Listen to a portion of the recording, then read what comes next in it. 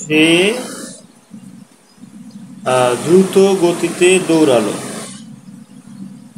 সে দ্রুত গতিতে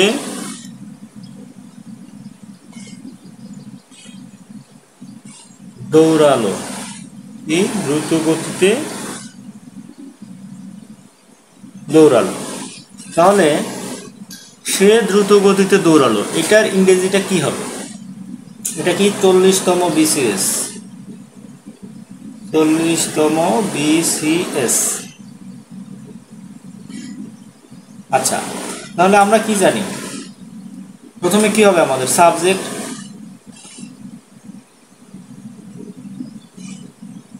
তারপরে কি হেল্পিং ভার্ব,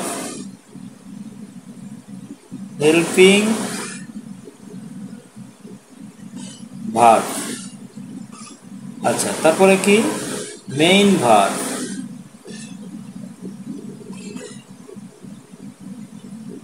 আচ্ছা, তারপরে মেইন ভার্বের সাথে যদি কোনো কিছু থাকে, প্রেজেন্ট, পাস্ট বা আইএনজি, সেটা। তারপরে কি অবজেক্ট, এটা আমি ফাঁকা রাখলাম। এরপরে কি অবজেক্ট। আচ্ছা, তাহলে প্রথমে কি হবে? সাবজেক্ট। এখানে কি লিখবো আমরা? সে, তাহলে হি। আচ্ছা, এরপরে কি হেল্পিং ভার্ব। এখন হেল্পিং ভার্ব কখন হবে? যে টেন্সের মধ্যে আমাদের এই সেন্টেন্সটা পড়বে সেই টেন্স অনুযায়ী আমাদের হেল্পিং ভার্ব হবে। তাহলে কি সে দ্রুত গতিতে দৌড়ালো, দৌড়ালো। সে ভাত খেলো, সে ঢাকা গেল। তো এরকম যদি হয় তাহলে কি হয়? এটা আমাদের পাস্ট ইনডিফিনিট টেন্স। কি tense? Past indefinite tense.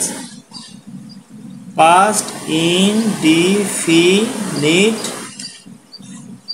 Tense. তাহলে পাস্ট ইনডিফিনিট টেন্সের আমাদের স্ট্রাকচারটা কি? প্রথমে সাবজেক্ট, ঠিক আছে। এরপরে যেটা হেল্পিং ভার্ব, আমাদের কোনো হেল্পিং ভার্ব নাই। কি হবে? হেল্পিং ভার্ব নাই, তার মানে কি এটা ক্রস যাবে। আচ্ছা, তারপরে কি হবে? Main verb. So main verb আমাদের কি? মেইন ভার্ব হলো দৌড়ানো, দৌড়ানো। তো দৌড়ানোর ইংরেজি কি? রান। তাহলে হি রান। কিন্তু আমাদের কি এখানে যেহেতু দৌড়ালো, তার মানে এটা পাস্ট ফর্ম হবে। আমাদের পাস্ট ইনডিফিনিট টেন্সের প্রথমে সাবজেক্ট হয়, এরপরে ভার্বের কোন ফর্ম হয়? Past form. তাহলে রান, এটার পাস্ট ফর্ম কি? র্যান। RAN। কি? RAN। আচ্ছা, তাহলে হি র্যান, হি র্যান। তাহলে কি সে দৌড়ালো। তাহলে সে দৌড়ালো, কিভাবে দৌড়ালো? সে দ্রুত গতিতে। তাহলে he ran very quickly, he ran very quickly. সে দ্রুত গতিতে দৌড়ালো, হি র্যান ভেরি কুইকলি। অথবা আমরা কি বলতে পারি? He ran with